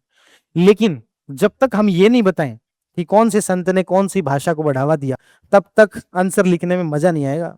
एग्जाम्पल्स तो देने पड़ेंगे। तो 2 तरीके हैं। एक तरीका तो ये है, बात समझे ना मैं क्या कहना चाह रहा हूं, कि हमें मेनली लिखना क्या है। मेनली तो ये लिखना है कि भाषा को बढ़ावा दिया कि नहीं दिया, भाषा ने राष्ट्रीय एकता को बढ़ावा दिया या नहीं दिया। मेन क्वेश्चन तो ये है। लेकिन जब तक हम ये नहीं बताएंगे कि भक्ति और सूफी संतों ने किस तरीके से भाषा के डेवलपमेंट में सहयोग किया, तब तक बताना बड़ा मुश्किल है। तो क्या करें, वो बात बतानी भी है, रहा भी नहीं जा रहा, आता है, बताएं कैसे बताएं। एक तरीका तो ये हो सकता है 1-2 लाइन का इंट्रोडक्शन उसमें लिखा जाए। एक तरीका क्या हो सकता है कि स्पेस को 80-20 में बांटा जाए या 70-30 में बांटा जाए। 70% हिस्से के अंदर आप भाषा को ने राष्ट्रीय एकता को मजबूत किया या कमजोर किया, उसको लिखो। और 30% हिस्से पर एक छोटा सा मैप बनाओ। तो यहां पर लिखो कि जो साउथ इंडिया के हैं उन्होंने तमिल भाषा को, और जो आपके कन्नड़ भाषा को, ये तो नहीं भी लिखोगे तो चलेगा। ज्ञानेश्वर को मराठी साहित्य का जनक कहते हैं। बंगाली और अश्मिया भाषा और साहित्य के विकास में चैतन्य महाप्रभु और शंकर देव का पूरा योगदान है। जो आपके गुरु नानक देव जी हैं उन्होंने पंजाबी भाषा के अंदर खूब योगदान दिया है। हिंदी भाषा के में रामानंद जी का पूरा योगदान है। सूफी के अंदर आपने पढ़ा होगा वो बाबा फरीद वो पंजाबी भाषा वाले हो गए। उर्दू की भी एक किताब पढ़ी थी पन्ने, पहली उर्दू की पहली किताब, उर्दू की भी कोई किताब पढ़ी थी, हाँ हाँ, वो एक मुझे भी नाम एग्जैक्ट याद नहीं। हाँ, उर्दू की पहली किताब पढ़ी थी, उसका नाम लेके और उसके ब्रैकेट में वो लिखा जा सकता। एक मैप बनाया, 30% हिस्से के अंदर ये बता दिया, ये हमारा इंट्रोडक्शन मान लो। भले ही ज्ञान बाहर आ रहा था, ज्यादा ही आ रहा था, वो बताया हुआ मान लो, कुछ ही मान लो, लेकिन ये बता के आना है, भले ही मेन क्वेश्चन का हिस्सा नहीं है ना। अब आते हैं हम कि भाषा को राष्ट्रीय एकता को मजबूत किया या फिर कमजोर किया। तो हम इसमें एक पहला पॉइंट ये लिख सकते हैं कि जो महाराष्ट्र धर्म था, जिसमें संत नामदेव थे, ज्ञानदेव थे, तुकाराम थे, समर्थ रामदास थे और एकनाथ थे, 5 संतों के बारे में हमने पढ़ा था। तो जो महाराष्ट्र धर्म था उसकी एक बड़ी यूनिक पॉइंट है, खास तौर पर धरकारी संप्रदाय वालों का, उनको स्वतंत्रता सेनानी भी कहते हैं। याद है क्या, वरकारी और धरकारी में बांटा था। भक्ति काल के अंदर अपने 2 में बांटा था, एक वरकारी और एक धरकारी। वरकारियों को हमने कहा था तीर्थ यात्री, है ना, और इनको हमने कहा था स्वतंत्रता सेनानी, धरकारियों को। क्यों? क्योंकि महाराष्ट्र धर्म एक ऐसा धर्म है जिसने की पहली बार कह सकते हैं, शंकराचार्य को थोड़ा छोड़ दे तो, धर्म को राष्ट्रवाद से जोड़ा। धर्म को किससे जोड़ा? राष्ट्रवाद से जोड़ा। कैसे? छत्रपति शिवाजी महाराज संघर्ष कर रहे थे किससे? मुगलों से।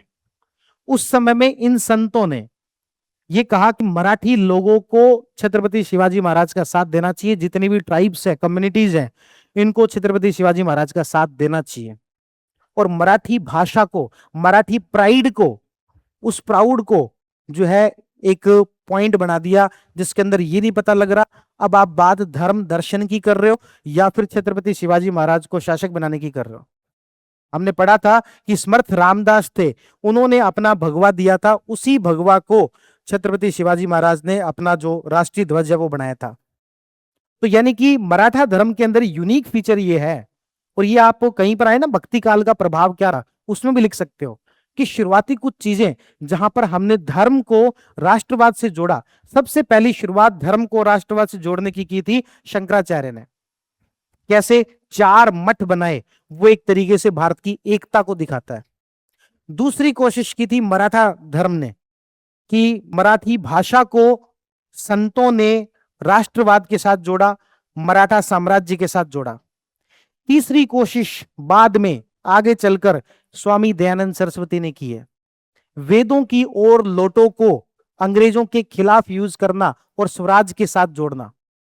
वेदों की ओर लोटों को किसके साथ जोड़ना? स्वराज के साथ जोड़ना। तो सामाजिक धार्मिक आंदोलन में तीसरा बड़ा प्रयास होता है जिसमें कि धर्म को राष्ट्रवाद के साथ जोड़ा गया। और यदि हम इन्हीं चीजों को देखें तो आज के समय में जितने सेंसिटिव मराठी भाषी लोग हैं पूरे भारत में, किसी भाषा को लेकर उतनी सेंसिटिव चीज नहीं मिलेगी। कि जो कि तारक मेहता के उल्टा चश्मा के दादाजी को भी माफी मंगवा दे, है ना। एक शो में उन्होंने बोल दिया था कि मराठी हिंदी तो एक ही है। तो उनका कैसे एक ही है? आमची बम्बई, आमची मराठी, कैसे एक ही? अलग अलग है। तो मराठा को लेकर इतना जो प्राइड है ना, उसका कारण यह कि संतों ने मराठा को, धर्म को, राष्ट्रवाद को, इन चीजों को जोड़ दिया था। तो क्या इन्होंने राष्ट्रीय एकता को इस मामले में बढ़ाया कि नहीं बढ़ाया? बढ़ाया।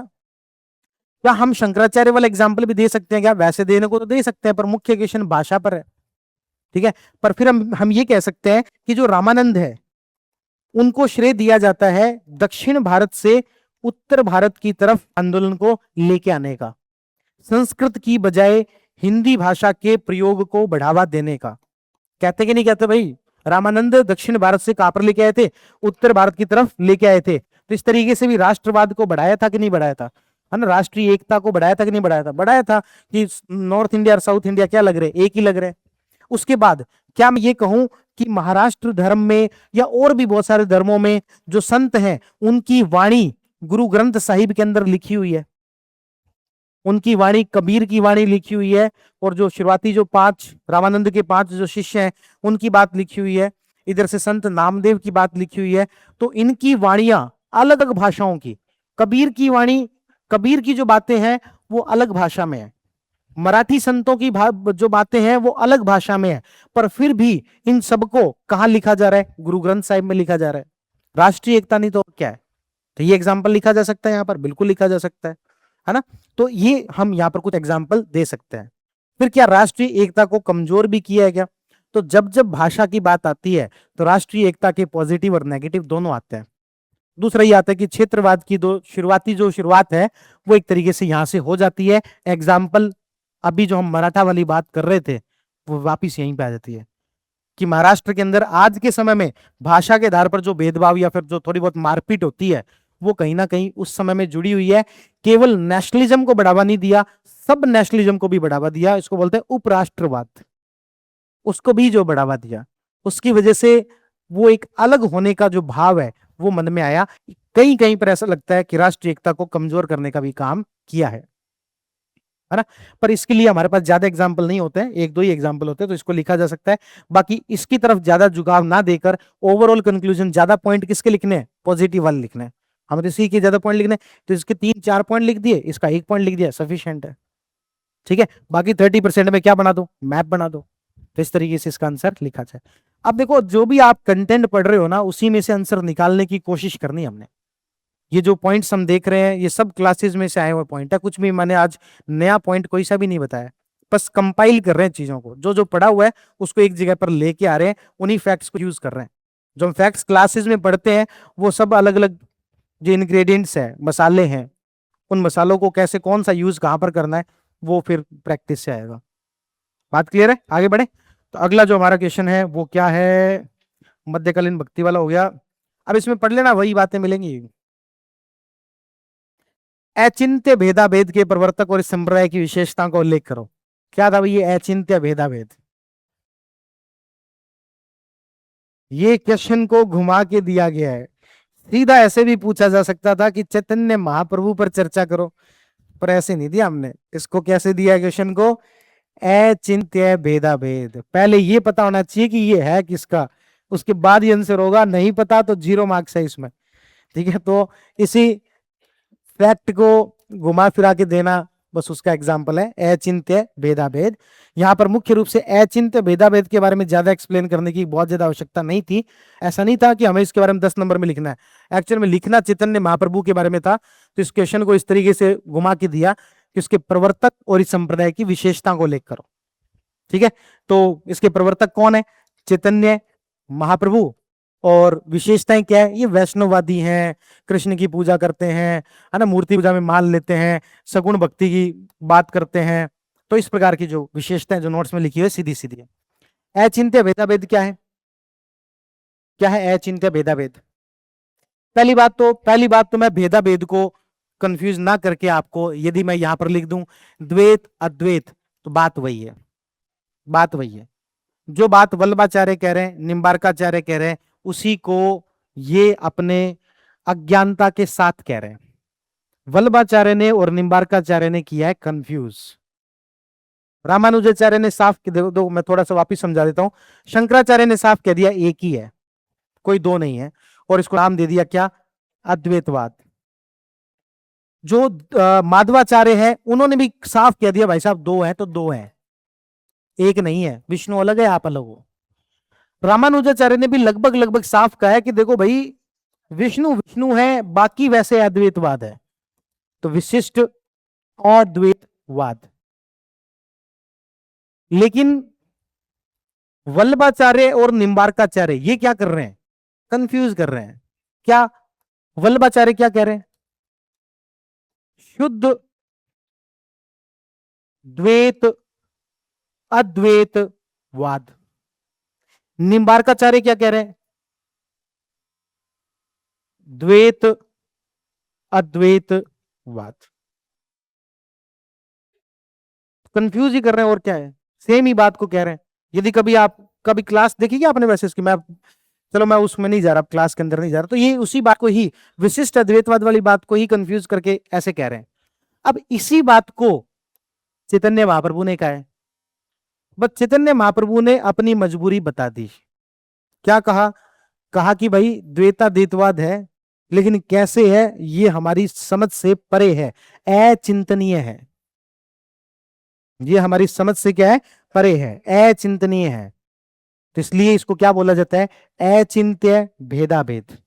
जो बात ये दोनों कह रहे हैं वही बात चैतन्य महाप्रभु ने कही है, लेकिन चैतन्य महाप्रभु ने अपनी मजबूरी बता दी कि हम इसकी कल्पना नहीं कर सकते। अचिंत्य भेदाभेद है, अलग भी है, एक भी है, कैसे है नहीं पता, है ना। इसकी बड़ी प्यारी एक एनालॉजी भी आती है, कहानी भी आती है छोटी सी, जो मैंने क्लास में बताई हुई है कि भाई ट्विंस हैं, है ना। मान लेते हैं कि माँ के गर्भ के अंदर दो बच्चे, छोटे बच्चे हैं, ट्विंस हैं। उसमें एक बच्चा जो है एक बार के लिए काल्पनिक है, एक बच्चा जो वो धर्म को मानता है, एक बच्चा जो साइंस को मानता है।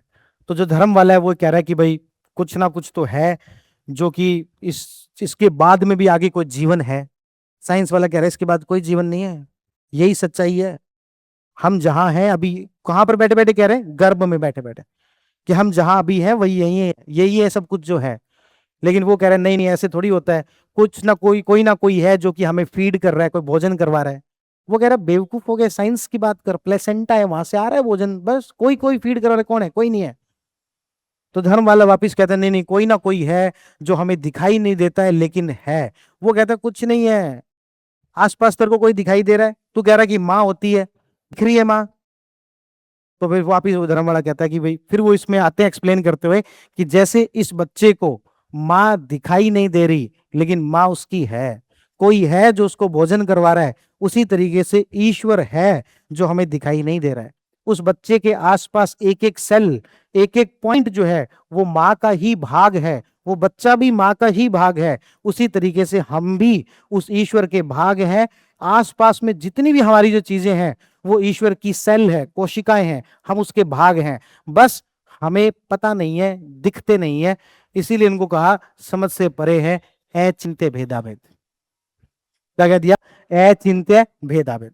हम उसका चिंतन नहीं कर सकते, वो हमारी समझ से परे है। ठीक है, तो इसको कौन बताते हैं? चैतन्य महाप्रभु। ठीक है, तो अब चैतन्य महाप्रभु की बातें मैंने क्लास में सब बता रखी है, अब मैं ये सारी चीजें रिपीट नहीं करूंगा। यहाँ पर आगे बढ़ते हैं। बौद्ध दर्शन का आश्रित उत्पत्ति का सिद्धांत। अब ये भी मैंने आपको जो है उलझाने के लिए दिया है। आश्रित उत्पत्ति का सिद्धांत कुछ नहीं है, कार्य कारण सिद्धांत की बात कर रहे हैं। किसकी बात कर रहे हैं? कार्य कारण सिद्धांत। इसी को और अपन ने क्या नाम दिया है? प्रतीत्य समुत्पाद। क्या नाम दिया है? प्रतीत्य समुत्पाद। कि कुछ भी चीज हुई है तो उसके पीछे कोई ना कोई क्या है? कारण है। कोई भी काम होता है तो उसके पीछे क्या होता है? कोई ना कोई कारण होता है। उसी का डिफिकल्ट नाम क्या है? आश्रित उत्पत्ति का सिद्धांत। प्रतीत्य समुत्पाद को ही क्या कहते हैं? आश्रित उत्पत्ति कहते हैं। वही पूछ रहा है, और कुछ भी था ही नहीं। ठीक है, बस इसलिए जानबूझ के मुश्किल नाम इसलिए दिया ताकि जिसने अच्छे से नहीं पढ़ा हुआ, सिर्फ एक नाम पढ़ा, कौन सा? प्रतीत्य समुत्पाद, उसको हवा ही नहीं लगेगी क्या पूछ लिया। बाकी क्वेश्चन तो वही है। इसी को मैं चेंज कर देता कि बौद्ध दर्शन का प्रतीत्य उत्पाद का सिद्धांत है वो बताओ, बात तो वही थी, है ना। क्वेश्चन को डिफिकल्ट बनाने के लिए इस शब्द का प्रयोग किया गया। ठीक है, तो प्रतीत्य समुत्पाद, डॉक्ट्रिन ऑफ डिपेंडेंट ओरिजिन खूब बताया हुआ है, इसके बारे में बात नहीं करेंगे। बस 5 नंबर वाले तो हो गए खत्म। 10 नंबर वाला, सिंधु घाटी सभ्यता के धार्मिक प्रतीकों और आज के हिंदू धर्म के बीच दिखने वाली समानताएं किस हद तक इस दृष्टिकोण की पुष्टि करती है कि दोनों में एक अंतर्निहित सांस्कृतिक संबंध है। क्लास में बताया हुआ है, जो जो बातें कॉमन है क्लास में बताया हुआ है मैंने कि भाई कौन कौन सी बातें कॉमन है वो सब बता दो, लेकिन कुछ कुछ बातें ये भी बता दो कि नहीं कुछ मामलों में अंतर भी है, थोड़ा अंतर भी बता दो, है ना। तो इस तरीके से इसको कर लेना। पॉलिथिज्म वगैरह सब बातें सेम ही है। अंतर क्या बताओगे? मंदिर वाला है तो कि वहां पर मंदिर नहीं मिलते थे, लेकिन अभी हमारे यहाँ पर मंदिर वगैरह मिलते हैं, कुछ इस प्रकार की बातें थी। 10 नंबर का था। एक और कौन सा क्वेश्चन है 10 नंबर में? 10 नंबर के कितने हैं? 2 1 3 है? 3 है। मध्यकालीन भारत में भक्ति आंदोलन के उदय के कारणों को स्पष्ट करते सामाजिक सांस्कृतिक प्रभाव। ये तो सीधा सीधा डायरेक्ट क्वेश्चन है, और प्रभाव का तो क्लियर हो गया ना, अब याद नहीं करने पड़ते प्रभाव, टेम्पलेट फिक्स है। धर्म, दर्शन, सामाजिक, आर्थिक, राजनीतिक। राजनीतिक में 4 पॉइंट है। राजाओं को के ऊपर क्या प्रभाव पड़ा? डिसेंट्रलाइजेशन को के ऊपर कैसे प्रभाव पड़ा? विदेशों के साथ संबंध कैसे बने, है ना। और भी क्या था, कुछ था क्या टेम्पलेट में? एक संस्कृति, है ना, कि साहित्य पर, संस्कृति पर, मोनूमेंट्स पर कैसे क्या प्रभाव पड़ा वो है। ठीक है, टेम्पलेट फिक्स कर लो, हिस्ट्री आसान है। थोड़ा सा समझ लो हिस्ट्री को, थोड़े से टेम्पलेट्स फिक्स कर लो तो हिस्ट्री बहुत आसान है। ऑप्शनल में इतनी लंबी चौड़ी हिस्ट्री ऐसे याद नहीं होती है। हिस्ट्री जो याद करने जाता है उससे कभी हिस्ट्री में अच्छे मार्क्स आ ही नहीं सकते। हिस्ट्री को समझ लो प्लस टेम्पलेट बना लो, 2 काम कर लो तो काम ओके है। चलो ये हो गया। उसके बाद में थर्ड क्वेश्चन क्या है? सल्तनत काल से लेकर मुगल काल तक भारतीय स्थापत्य कला में क्रमिक परिवर्तनों, ये पढ़ेंगे तब बताएंगे। ये पढ़ेंगे तब बताएंगे क्या है कि भाई गुंबद में किस तरीके का अंतर आया, जो हाई प्लिंथ है उसमें किस तरीके का अंतर आया, डोम में किस तरीके का अंतर आया, एक एक करके पॉइंट्स पर डिस्कस करेंगे। 4 बाग शैली पहले नहीं थी, बाद में आई। टाइल्स वगैरह पहले सिंपल यूज की जा रही थी, बाद में जो संगमरमर का यूज किया जाने लग गया। पित्रा द्यूरा पहले नहीं थी, बाद में पित्रा द्यूरा आ गई। और प्रोटोटाइप क्या है? मुगल काल का जो हाईएस्ट जो फॉर्म है वो क्या है? शाहजहां के द्वारा बनाया गया ताजमहल। उसका जस्ट पिछला प्रोटोटाइप क्या है? अकबर के द्वारा बनाया गया हुमायूं का मकबरा। उसका जस्ट पिछला प्रोटोटाइप क्या है? वो आपके कौन था बीच में, दर क्या नाम है वो, और वो आया था ना कुछ दिनों के लिए, शेरशाह सूरी। शेरशाह सूरी के द्वारा बनाया गया सासाराम का मकबरा। इन तीनों, और उससे भी पीछे चलना है तो लोधी काल के अंदर बने हुए मकबरे। लोधी काल का मकबरा, शाहशाराम का मकबरा, हुमायूं का मकबरा, शाहजहां का मकबरा, सॉरी शाहजहां के द्वारा ताजमहल। इन चारों को कंपैरिजन कर लो, इन सल्तनत और मुगल काल की स्थापत्य कला का कंपैरिजन हो गया। ठीक है, पढ़ेंगे डिटेल में पढ़ाएंगे, बात क्लियर है। ठीक है, तो आज के सेशन को यही समाप्त करें। तो आप सभी का बहुत बहुत धन्यवाद जो आपने यहाँ पर समय दिया आप हमें। हाँ, एक बार बंद मत करना ना, कर थोड़ी दिया बंद, लाइव चल रहा है। हाँ,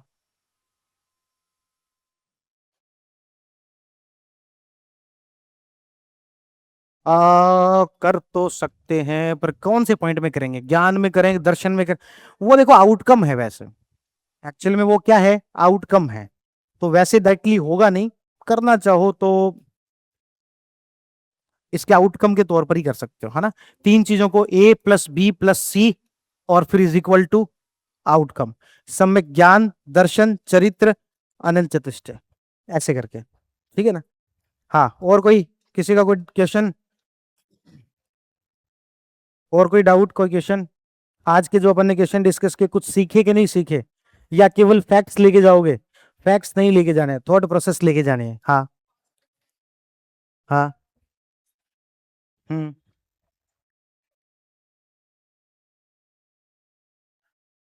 हाँ तो अंत थोड़ी है, तो वो नहीं लिखेंगे तो आप रेटिंग 1 दे दोगे, पेमेंट कम नहीं हो जाएगी? इसलिए बेचारे लिखते हैं, अच्छी बात है, 2 नए पॉइंट अपने को पता लग रहे हैं, है ना। अब ये तो आपको भी पता है, उनको भी पता है, हमें भी पता है कि सारी बातें लिखी थोड़ी जा सकती हैं, पर दिमाग में तो रहे। ब्रेनस्टॉर्मिंग के अंदर हम ज्यादा की कोशिश क्यों करते हैं? हम 2 पैटर्न क्यों बताते हैं? लिखा तो एक ही जाएगा, आप उसमें भी कहते हो सर 2 क्यों बता रहे हो, लिखा तो एक ही जाएगा, है ना। पर हम उससे कुछ सीख रहे हैं ना, आगे के पेपर में काम आएंगे, इसलिए दे रहे हैं वो पॉइंट। ठीक है, हाँ।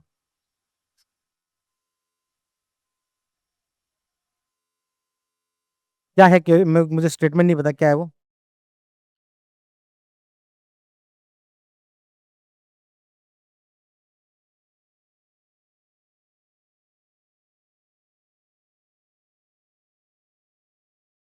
और एक ये भी आता है कि दोस्त की दी हुई सलाह ऊपर से नहीं, ऐसे आता है कि गुरु के द्वारा दी गई सलाह ऊपर से जाती है, और दोस्त के द्वारा दी गई गोबर सलाह वो सीधे दिल में जाती है। गोबर सलाह नहीं सुना क्या आपने? मीम चलता है ये गुरु के द्वारा दी गई सलाह ऊपर से जाती है, दोस्त के द्वारा दी गई गोबर सलाह सीधे दिल में जाती है, ऐसा बोलते हैं। हाँ तो ये आप कर सकते हो, स्टेटमेंट का यूज कर सकते हैं।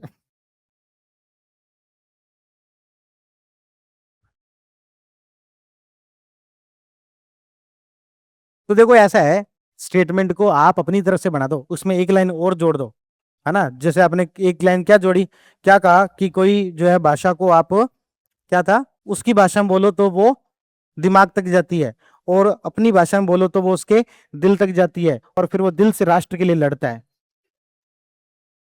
एक लाइन अपनी तरफ से जोड़ दो।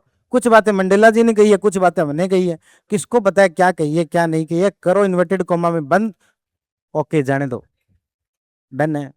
इसको बोलते हैं ब्लफिंग, है ना। लेकिन ब्लफिंग ऐसे की जाए जो कि आगे वाले को पता ना लगे। हाँ, ब्लफिंग जब आपको करनी है, जिस किसी को कोट कर रहे हो, तो फिर भारी भरकम शब्दों का प्रयोग करो। फिर सीधा मतलब ये लिखो कि वो दिल से लड़ता है, फिर उसमें भारी भरकम शब्दों का प्रयोग करो, हृदय से। तो मैंने कहा ना कि लेखन शैली का मतलब ये नहीं है कि आप अच्छे शब्दों का प्रयोग करो, स्ट्रक्चर्ड वे में करना है। लेकिन जब यहाँ पर किसी को कोट कर रहे हो, तब आपकी ड्यूटी जाती है कि उसके जितने अच्छे शब्दों का प्रयोग आप करो, वहां पर फिर भारी भरकम शब्दों का प्रयोग करो, ठीक है ना। और कोई इसके अलावा किसी का कुछ डाउट हो?